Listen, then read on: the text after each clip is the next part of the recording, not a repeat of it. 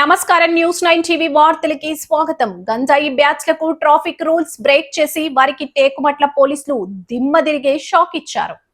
మత్తులో జోగిన నిబంధనలు మీరినా ఇక ఊచలు లెక్క పెట్టాల్సిందే అంటూ ఎస్ఐ అమూల్య సీరియస్ వార్నింగ్ ఇచ్చారు.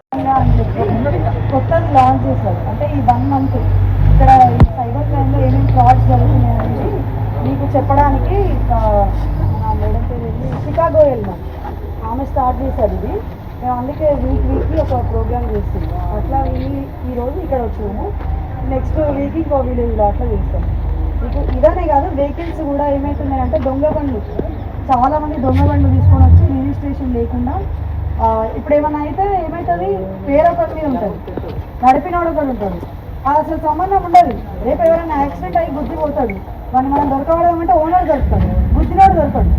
ఇలాంటివి మనం కరెక్ట్ చేయాలంటే ఇక్కడ ఈ లెవెల్లోనే మనం దొరకబడితే బెటర్. కాబట్టి దొంగ బండ్లు ఏమైనా నెంబర్ ప్లేట్ లేకున్నా ఇవేవి సహించడానికి లేదు. ఎందుకంటే మీకే రేపు ఏదైనా పోతున్నాం, ఇంకా యాక్సిడెంట్ అయితే మీరు మాకే వచ్చి కంప్లైంట్ ఇస్తారు. తీరాలని దొరకబడితే బండి ఓనర్ ఎవడో ఇక్కడ ఆంధ్రప్రదేశ్ కూడా గుంటూరు కూడా ఉంటాడు, దొంగ బండి కాబట్టి వాడిని తీసుకొస్తే నాకు తెలియదు అనుకోడు. ఎట్లా వాడు ఎట్లా దొరకాలి?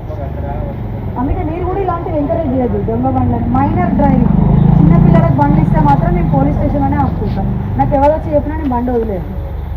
మీరు అట్లా చిన్నపిల్లలకి ఇచ్చి వాళ్ళ రీసెంట్గా చిట్యాలలో ట్రాక్టర్ చిన్న మైనర్ అబ్బాయి నడితే చెట్టు బుద్ధ దాంట్లో గుద్దితే అక్కడ ఒక ఆయన ఎవరితో చనిపోయిందని ఇన్సిడెంట్ మీకు తెలిసి ఉండాలి న్యూస్లో. ఇట్లా మైనర్ డ్రైవింగ్ చేస్తే లేట్ నైట్స్ వస్తున్నారు, రోజు ఉండే విధంగా ఉండట్లేదు, వాడి బిహేవియర్ కొంచెం మారుతుంది, మేము గమనిస్తున్నాము, అది మీకు చెప్దాం అనుకుంటున్నాం. పర్సనల్గా కూడా కలవచ్చు. మీరు పర్సనల్గా అంటే పోలీస్ స్టేషన్లోనే మీరు ఇండివిజువల్ వచ్చి, మేడం మా ఫ్యామిలీ పరిస్థితి ఇది, బయట తెలియడం నాకు ఇష్టం లేదు, మా కొడుకుని హాస్టల్ పంపిస్తామని చెప్పి కూడా డ్రగ్ అడిక్షన్ సెంటర్ ఎవరికి తెలియకుండా కూడా పంపిద్దాం. మీ సహకారం మా సహకారం రెండు ఉంటే మీ పిల్లాడి భవిష్యత్తు బాగుంటుంది. సరే మీరనే కాదు, మీ ఇంటి పక్క వాళ్ళు మీకు తెలిసినా కూడా పర్లేదు, మీరు వాళ్ళకి చెప్పకండి, మాకు చెప్పండి. మీరు వాళ్ళకి చెప్తే ఏమవుతుంది, నీ కొడుకు చక్కగా ఉన్నాడా, నువ్వు నా కొడుకు గురించి మాట్లాడతానా అని ఈగో ఇష్యూస్ వస్తాయి.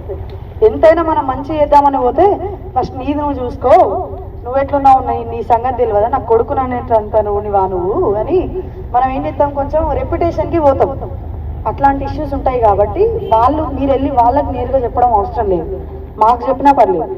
మీరు ఒక సిటిజన్గా, ఒక పౌరునిగా, ఈ గ్రామంలో పౌరునిగా మీరేం చేయాలి, మాకు వచ్చి చెప్పి ఫలానా ఈ అబ్బాయి ఇట్లా చేస్తున్నాడు మేడం, మీరేమన్నా మార్చగలిగితే డి అడిక్షన్ సెంటర్కి పంపిద్దాము, వాళ్ళ సహకారంతో మన సహకారంతో పంపిస్తే వాళ్ళు మారుతారు అని చెప్తే మంచిది.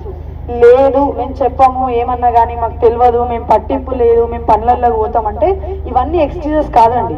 ఓకే, మీ పిల్లల వరకు ఆ విద్రోహ శక్తి ఆగితే మంచిదే, కానీ అది అతని చుట్టూ ఉన్న పిల్లలందరికీ వెళ్తుంది, అంతేనా?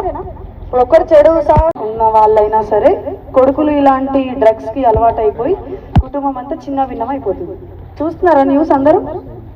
ఆ డ్రగ్స్ సిటీలోనే కాక పల్లెటూర్లకు కూడా వస్తున్నాయి. ఎందువల్ల వస్తున్నాయి తెలుసా ఎవరికైనా? ఎందువల్ల వస్తున్నాయి? సిటీ నుంచి వచ్చిన కొడుకులు బిడ్డలు కానీ, ఇంకా అక్కడ చదువుకున్న పిల్లలు కానీ ఇక్కడికి వచ్చి కొత్త కొత్త అలవాట్లు ఇక్కడ ఉన్న పిల్లలకి నేర్పించి వెళ్తున్నారు. వాళ్ళనే కాదు, వీళ్ళు కూడా దుబాయ్లో మేము పని చేయడానికి వెళ్తాం అటు ఇటు అని చెప్పి అక్కడ నుంచి మంచివి తీసుకురాకుండా చెడును కూడా తీసుకొస్తున్నారు. పల్లెలలో అంత పచ్చదనంతో పాటు ఈ పచ్చదనం కూడా ఉంటుందా? డ్రగ్స్ ఉంటున్నాయి. మీకు చెప్పదలుచుకుంది ఏంటంటే, మేము మిమ్మల్ని దొరకబట్టి మేము జైలుకు పంపించి మీరు బాధపడి ఇదంతా అయ్యే కంటే ముందే మీ పిల్లలు కానీ ఈ డ్రగ్స్ అడిక్ట్గా ఉన్నారని మీకు అనిపిస్తే వెంటనే మమ్మల్ని సంప్రదించండి. De addiction centre Bhupalpally government 100 beds హాస్పిటల్లో ఉంది. దాని నుంచి విముక్తి పొందే ప్లాన్ కూడా చేస్తాం. కానీ మేము దొరకబట్టినాక ఇలాంటి ఆలోచనలు ఏమంటే మేము చేయాలి. మేము దొరకబట్టక ముందే ఇప్పుడు ఫోన్ చేస్తే వాళ్ళు లిఫ్ట్ అయ్యారంటే నా ముందు కాల్ చేసి లిఫ్ట్ అయ్యేది, ఎందుకంటే పర్సన్ లేడు కదా, సిమ్ ఇలా కొడతాడు, ఇంకెక్కడ ఉండదు.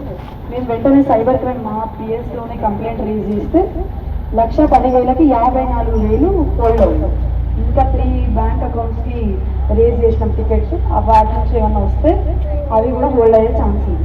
ఆమె ఏమనుకుంటుందంటే ఇప్పుడు స్టిల్ ఏమని అడుగుతుందంటే 54,000 ఆగినా ఇంకా మిగతా ఏమని అడుగుతుంది. అంటే దాని అర్థం ఏంటంటే ఆమె ఏమనుకుంటుంది, ఆ పర్సన్ని అడిగి ఇప్పిస్తున్నారేమో, ఇంకా మిగతావి కూడా ఇప్పియాలి కదా, వీళ్ళే తీసుకుంటున్నారా అన్నట్టుంది ఆమెకు ఆలోచన. కానీ వాస్తవానికి అదేంటి ఆన్లైన్ జాబ్ ఫ్రాడ్ అది. దాంట్లో అప్పటికి మేము వెంటనే రియాక్ట్ అయ్యి ఆమెతోని 43 ట్రాన్సాక్షన్ డాటా పెట్టి ఫైల్ చేసి ఆమె కోసం చేస్తుంటాం. ఆమెకు అర్థం కావట్లేదు, అంత అమాయకంగా ఉన్నారు జనానికి. ఎవరికైనా ఓటీపీ షేర్ చేయకండి, ఫ్రీగా మీకు జాబ్ ఇస్తా అంటే ఎవరిని నమ్మకండి. ఇంతమందిని వదిలిపెట్టి మీకే ఎందుకు ఇస్తున్నారు జాబ్? అంత టాలెంటెడ్ అయితే మీకే వస్తుంది కదా, వాళ్ళు ఎవరో ఇప్పించడం ఎందుకు? ఉంది కదా ఊర్లలో ఇలాంటివి. పైరవీలు వేసి వచ్చి 4 లక్షలు కట్టు, 1 లక్ష ఇప్పుడు కట్టు, 3 లక్షల తర్వాత ఎక్కినాక కాదు నేను ఎక్కిస్తా, నాకు అందరి దగ్గర వాళ్ళ దగ్గర వీళ్ళ దగ్గర అని తీసుకోబోతుంది. మీరు నమ్మి కడతారు, వాడి తర్వాత కనబడతారా? టేకుమట్ల మండలం వెల్లంపల్లిలో పోలీసులు చేపట్టిన ఆకస్మిక వాహనాల తనిఖీల అవగాహన సదస్సు స్థానికంగా హాట్ టాపిక్ గా మారాయి. తాగి బండి నడిపే కుటుంబాలకు రోడ్డున పడేయొద్దని, దొరికితే కఠిన చర్యలు తప్పవని ఎస్ఐ అమూల్య హెచ్చరించారు. ఇన్సూరెన్స్ పేపర్లు లేని బండ్లకు స్పాట్ లో ఫైన్లు విధించారు. ఇకపై మైనర్లకు బండిచ్చినా వేరొకరికి ఇచ్చి ప్రమాదం జరిగినా బండి ఓనర్ పైనే కేసులు పక్కా అని తేల్చి చెప్పారు. డ్రగ్స్, గంజాయి, గుడుంబ మహమ్మారికి యువత దూరంగా ఉండాలని గ్రామ సర్పంచ్ వెంకట రాజిరెడ్డి పిలుపునిచ్చారు. ఎక్కడైనా మత్తు పదార్థాల విక్రయాలు జరిగితే వెంటనే టోల్ ఫ్రీ నెంబర్ 1930 కానీ పోలీసులకు కానీ సమాచారం ఇవ్వాలని, మీ పేర్లు అత్యంత గోప్యంగా ఉంచుతామని భరోసా ఇచ్చారు. మొత్తానికి అటు సైబర్ నేరాలు, డ్రగ్స్, ఇటు ట్రాఫిక్ రూల్స్ పై పోలీసులు చేపట్టిన ఈ యాక్షన్ డ్రైవ్ యువతకు ఒక స్ట్రాంగ్ మెసేజ్ ఇచ్చిందనే చెప్పాలి. మరిన్ని తాజా వార్తల కోసం చూస్తూనే ఉండండి న్యూస్ 9 టీవీ.